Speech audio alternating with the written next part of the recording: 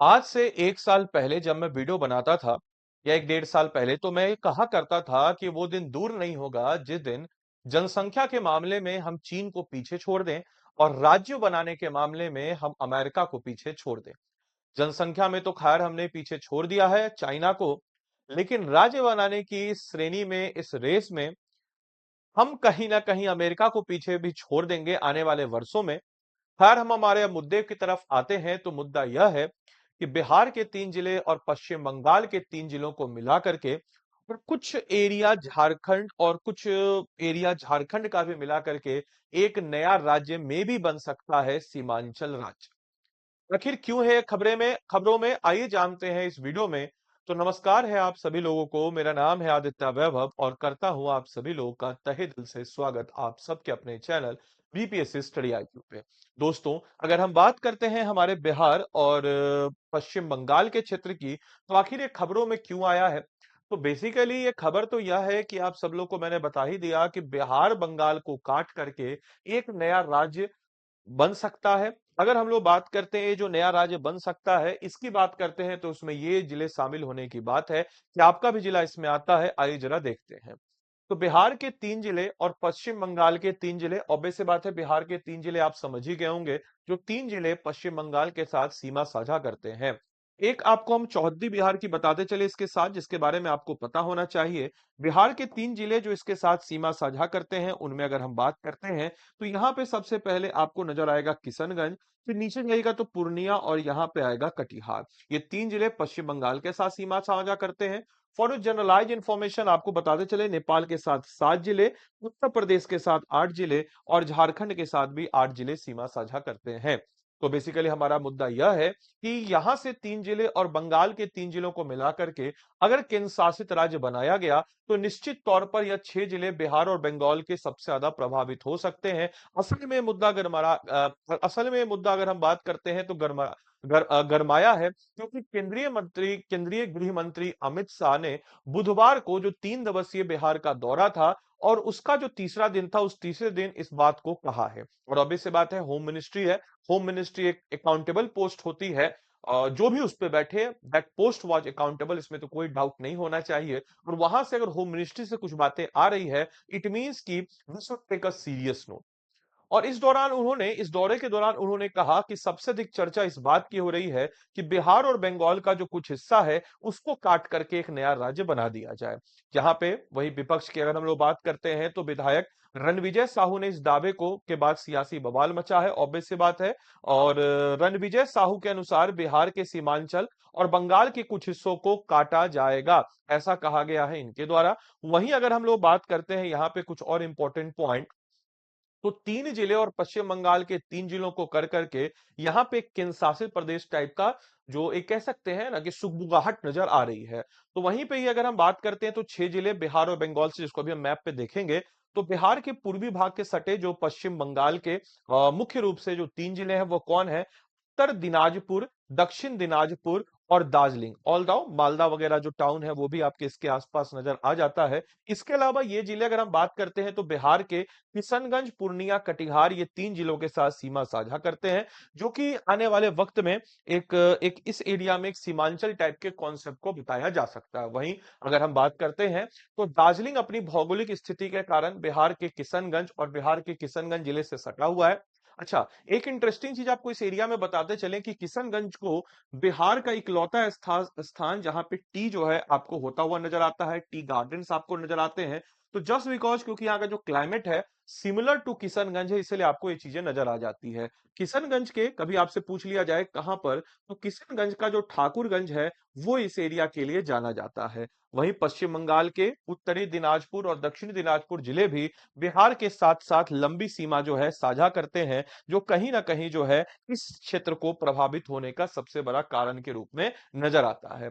वहीं अगर हम बात करते हैं इसके एक डेमोग्राफिक डिविडेंड के बारे में, तो बिहार का किशनगंज जिला बहुत one of the fewest district है भारत में जहां पे आपको मुस्लिम आबादी ज्यादा नजर आएगी। तकरीबन तकरीबन यहाँ पे 68% आबादी जो है मुसलमानों की है, जिसमें 13 लाख मुस्लिम और 31.43% मात्र जो है यानी कि 6 लाख हिंदू यहाँ पर रहते हैं। उसी तरह पश्चिम बंगाल के उत्तर दिनाजपुर जिले में मुस्लिम और हिंदू दोनों की संख्या करीब करीब बराबर आपको नजर आती है। यहाँ करीब 32 लाख से ऊपर आबादी है, जिसमें मुस्लिम 49.92 और हिंदू जो है 49.31% है। वहीं ईसाई आबादी बचा हुआ 0.56% है। यानी कहा जाए तो यहां भी मुस्लिम आबादी आपको कुछ ही पॉइंट में लेकिन सही हमको नजर आती है। वहीं अगर हम बात करते हैं तो पश्चिम बंगाल के दक्षिणी दिनाजपुर जिले में हिंदू आबादी जो कि 73.55% और मुस्लिम आबादी 24.63%, जहां पे हमको देख नजर आता है कि हिंदू जो है बहुल क्षेत्र है। यह जिला एक हिंदू बहुल क्षेत्र है जहां मुस्लिम आबादी मुख्य रूप से जो ग्रामीण इलाकों में निवास करती है, जबकि शहरी क्षेत्र में हिंदू आबादी डोमिनेट करती है। उसी तरह पश्चिम बंगाल में दार्जिलिंग जिले में हिंदुओं की संख्या अधिक है, लेकिन मुख्य रूप से हिंदू, बौद्ध धर्म और ईसाई धर्म का पालन यहां पर किया जाता है, जस्ट बिकॉज क्योंकि यहां पर जो है सिक्किम का इंफ्लुएंस नजर आता है, जो कि बुद्धिज्म का एक इंपॉर्टेंट सेंटर के रूप में जाना जाता है हिस्टोरिकली। वहीं अगर हम बात करते हैं इस पहलू के तरफ, तो हम देखते हैं कि आपको बिहार का नक्शा आप देख रहे होंगे। बिहार का नक्शा है जहां पे 3 जिले किशनगंज, पूर्णिया, कटिहार, ये तीनों जिले जो है पश्चिम बंगाल के साथ सीमा साझा कर रहे हैं। और इधर अगर हम बात करते हैं तो ये जिसको हम कहते हैं मालदा, जो कि बेसिकली मालदा के नाम से ज्यादा पॉपुलराइज्ड है। इसके सॉरी, मालदा तो यहाँ नीचे हो गया, लेकिन ये मालदा वाला एरिया हो गया। इधर आपके उत्तर दीनापुर हो गया, ये आपका सिलीगुड़ी या दार्जिलिंग वाला जो एरिया हो गया वो हो गया। तो यहाँ पे हम लोग को ये सटा हुआ नजर आता है। इसके अलावा आपको एक ट्रेडिशनली ये भी बताते हैं कि जब लिंग्विस्टिक आधार पर राज्यों का गठन हो रहा था, तो बिहार के इस हिस्से से कुछ क्षेत्रों को बंगाल में मिला दिया गया था। इस बात को भी सारे बच्चों को समझते हुए चलना है। अच्छा, ये बड़ा इंपॉर्टेंट सेंटर हो जाता है। क्यों? क्योंकि यहां पर है बांग्लादेश, यहां पर है बांग्लादेश, यहां पर है नेपाल। तो अगर ये जो है जिसको हम लोग चिकन नेक भी कहते हैं या सिल्लीगुड़ी कॉरिडोर भी कहते हैं, इसको लेकर के बार बार जो है, बार बार तो नहीं, इधर पिछले एक आध सालों में जब से बंगाल वाला वो इंसिडेंट हुआ है, पश्चिम बांग्लादेश वाला, तब से आपको नजर आता होगा कि बांग्लादेश आंख दिखा रहा है। वो बात अलग है कि बच्चा है, छोटा बच्चा सोच के हम लोग जाने देते हैं, लेकिन ये अपना है कि क्या ही बताया जाए, बॉनवीर टाइप से करने लगता है। लेकिन चलिए कोई नहीं, जाने दीजिए, लेटेस्ट हो। तो ये बार बार जो है आंखों दिखाता है। तो इसी को लेकर के इस एरिया में एक बेसिकली जो मुद्दा उठा है कि इस एरिया को एक केंद्र शासित प्रदेश के अंतर्गत डालना, क्योंकि यहाँ पे केंद्र फिर उस हिसाब से आपको अपने आप को तैयार करेगी कि वर्स्ट से वर्स्ट सिचुएशन अगर हो जाए तो हम कैसे इस एरिया को ऑक्यूपाई कर सकें या इस एरिया को रिटेन कर सकें। ये इंपॉर्टेंट सेगमेंट है, इसीलिए ये बातें जो है यहाँ पर बढ़ चल रही है। वहीं अगर हम बात करते हैं हिंदू मुस्लिम आबादी के हिसाब से, अब अगर समझे तो पूर्णिया जिला जो है पश्चिम बंगाल से सटा बिहार का पूर्णिया जिला, जिसमें मुस्लिम आबादी कम नहीं है, हालांकि हिंदुओं की संख्या यहाँ पे ज्यादा है, जहां पे 38.46% मुस्लिम आबादी और हिंदू आबादी 60.94% या लगभग 61%। वहीं कटिहार में 68% और मुस्लिम आबादी 31.43% नजर आ जाती है। तो ये यहाँ का डेमोग्राफिक डिविडेंट है। और इस एरिया को एक केंद्र शासित प्रदेश के लाने की बात इसलिए चल रही है जस्ट बिकॉज ऑफ, क्योंकि चिकन एक कॉरिडोर जो है वो कहीं ना कहीं एक हाईली जो है सेंसिटिव जोन के रूप में नजर आता है। तो बाकी आप भी अपने जिले के बारे में बताएंगे कि आपके जिले में जो डेमोग्राफिक डिविडेंट है, कितने परसेंट आबादी हिंदुओं की, कितने परसेंट मुसलमानों की, या अन्य जो रिलीजन है उनकी कितनी कितनी परसेंट आबादी है। कमेंट बॉक्स में अपने जिले का नाम जरूर लिख करके बताएं, और उस जिले में क्या क्या प्रपोर्शन है जरूर लिख करके बताएंगे सारे बच्चे। बाकी आप लोग के लिए क्वेश्चन है कि सीमांचल क्षेत्र जो है यह मुख्यतः बिहार के किस भाग में स्थित है। अपना उत्तर कमेंट बॉक्स में लिख करके बताएंगे, सीमांचल का एरिया। बाकी आप में से कोई भी जन अगर हमारे प्रीलिम्स डेडिकेटेड जो हमारा कोर्स आया है, जो 72वीं बीपीएससी के लिए प्रीलिम्स स्पेसिफिक कोर्स है, जिसका आप सभी लोग काफी लंबे समय से बेसब्री से इंतजार कर रहे थे, अगर आप में से कोई भी जन उस बैच में इनरोल करना चाहता है तो इनरोल कर सकता है। हमारे बैच के फ्यू जो हम आपको बता देते हैं कि क्या क्या चीजें इसमें नजर आएंगी।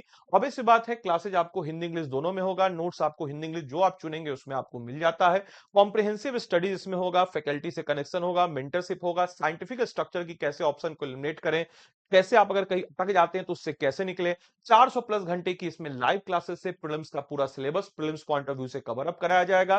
प्रीलिम्स स्पेसिफिक मैगजीन हम आपको मंथली का देंगे, प्रीलिम्स स्पेसिफिक पूरा कंपाइल, पूरा एकदम कॉम्प्रिहेंसिव नहीं, प्रीलिम्स जो स्पेसिफिक होगा वो आपको हम देते हैं इस बैच में। क्रक्स नोट हिंदी इंग्लिश दोनों में मिल जाता है। करंट अफेयर्स का रेगुलर सेशन, अगर आप लाइव क्लास को मिस करते हैं तो अनलिमिटेड टाइम्स रिकॉर्डेड क्लास को देख सकते हैं। मॉड्यूल वाइज टेस्ट जो कंटिन्यूअस एवोल्यूशन के, ताकि आप जो पढ़ाई कर रहे हैं एक बीपीएससी आपको टेस्ट करे उससे पहले आप खुद को टेस्ट कीजिए। 100 डेज का प्रीलिम्स प्लान हो जाएगा, full length test series, sectional test series, one on one mentorship, current affairs test और फैकल्टी का रेगुलर इंटरेक्शन आपको इसमें मिलता है। ठीक है, अगर मान के चलिए आप इस बैच में इनरोल करना चाहते हैं तो मेरा टेलीग्राम है, इसमें आप जुड़ सकते हैं। अगर आप इस बैच में इनरोल करना चाहते हैं, ये मेरा नंबर है 8789847319। इस पे आप व्हाट्सएप कर दीजिएगा बैच से रिलेटेड किसी अन्य जानकारी के लिए, या फिर अगर आप हमारी टीम से बात करना चाहते हैं तो आप हमारी टीम से बात करना चाहते हैं तो 9289996924, 9289996924 जो नंबर नीचे चल रहा है आपके, आई थिंक यही नंबर है ना, 9289996924, इस नंबर पे आप कॉल कर सकते हैं। ये हमारे एडमिशन हेल्प का नंबर है जो आपको मदद करेगा। अगर आप खुद से इस बैच में इनरोल करना चाहते हैं तो वो भी मैं तरीका आपको बता देता हूं कि आपके फोन पे क्या होगा। तो आपके फोन पे इस टाइप का एक क्रोम होगा, ठीक है, क्रोम ब्राउजर होगा। क्रोम ब्राउजर को ओपन कीजिएगा, स्टडी आईक्यू के ऐप या वेबसाइट जो भी आपको सहूलियत लगे उस पर आप चले जाएंगे। ऐप या वेबसाइट पर जाने के बाद स्टडी आईक्यू का ये जो आपका ओपन अप होगा वेबसाइट, इसके ओपन अप वेबसाइट को करेंगे। वेबसाइट को जब आप ओपन अप करेंगे तो स्टेट पीसेस पे आ जाएंगे आप। स्टेट पीसेस पे जब आप आ जाएंगे तो स्टेट पीसेस में आने के बाद हमारा प्यारा मोहब्बत बिहार है, इस बिहार की तरफ जाएंगे। ये रहा मिशन प्रीलिम्स, इस मिशन प्रीलिम्स की तरफ बढ़ेंगे। मिशन प्रीलिम्स की तरफ बढ़ने में देखिए यहाँ पर मिशन प्रीलिम्स है, अभी आपका होली ऑफर चल रहा है। ब्राउजर आप लोग डाउनलोड भी कर सकते हैं, देख सकते हैं कि क्या क्या फीचर्स है। जैसे हम लोग का जो जो फीचर्स आपको बताया वो सब आपको मिल जाता है। क्लास मेरे द्वारा ही पहला क्लास बिहार स्पेशल का शुरू हो रहा है, जिसको मैं 7 तारीख से लूंगा। शेड्यूल आपको नीचे मिल जाएगा, पूरा का पूरा बढ़िया तरीके से शेड्यूल से होकर के आपको Bihar special geography, general science, polity, economy, history, हमारे सेट ऑफ फैकल्टी जो इस बैच में पढ़ाएंगे, ये हमारे सेट ऑफ फैकल्टीज हैं जो इस बैच में आपको अच्छे तरीके से पढ़ाएंगे। आपको इस बैच में एनरोल करने के लिए मेरा मेंटरशिप भी आपको चाहिए होगा तो यहाँ पे जाइएगा। याद रखिएगा, बाद में मत बोलिए सर आपका मेंटरशिप नहीं मिला। आदि लाइव ही कोड आप इस्तेमाल करेंगे, या फिर जो एडमिशन हेल्प पे आप कॉल करेंगे तो उसको मेंशन कर देंगे आदित्य सर का मेंटरशिप चाहिए। देखिए आदि लाइव कोड लगाएंगे तो आपको मैक्सिमम डिस्काउंट भी मिला 3600 रुपया, जो पहले आपका 4000 रुपया था अब 3600 रुपया हुआ। और आदि लाइव कोड ही इस्तेमाल करके आपको इसमें मेरी तरफ से क्या मिल जाएगा, एडिशनल मेंटरशिप मिल जाएगा। 3600 रुपया में आप इस बैच में इनरोल करके अपनी तैयारी को मजबूती प्रदान कर सकते हैं। तो देरी तनिक भी मत कीजिए, बढ़िया तरीके से इनरोल कीजिए। अकाउंटेबिलिटी के साथ बोलते हैं, बहुत जानदार शानदार तरीके से आपको पढ़ाएंगे ना। और प्रीलिम्स 100% प्रीलिम्स सपोर्ट हम आपको देते हैं, गारंटी के साथ बोलते हैं। इतने अच्छे तरीके से हमारी टीम आपको पढ़ाएगी ना, आपका प्रीलिम्स नहीं रुकेगा। और जो हमारा 100+ का टारगेट जो हम लोग आपको लेके जाएंगे, क्योंकि एट द एंड आप हमारे लिए एसेट है। आपका सिलेक्शन, आपका प्रीलिम्स होना जितना आपके लिए इंपॉर्टेंट है उससे कई ज्यादा हमारे लिए भी, क्योंकि आपका प्रीलिम्स नहीं निकलेगा तो हम अगले साल कैसे बच्चों को बोलेंगे देखो भैया हम इतने साल से 2 साल 2 एग्जाम से करा रहे हैं, पढ़ा रहे हैं, तभी तो आपका भरोसा है ना। और आपका भरोसा होना बहुत जरूरी है। बाकी ऐसे बच्चे जो फाउंडेशन में इनरोल्ड बच्चे हैं उनको एक कोर्स मिल जाएगा फाउंडेशन में ही, प्लेटिनम बैच में, क्योंकि इनरोल मिल जाएगा। ऐसे बच्चे जो नहीं है इनरोल्ड उनको जो है बेसिकली अलग से लेना पड़ेगा। ठीक है, तो चलिए मिलते हैं अगले सेशन में, तब तक के लिए सारे बच्चों को bye bye, take care, thank you and thanks for watching this session, thank you.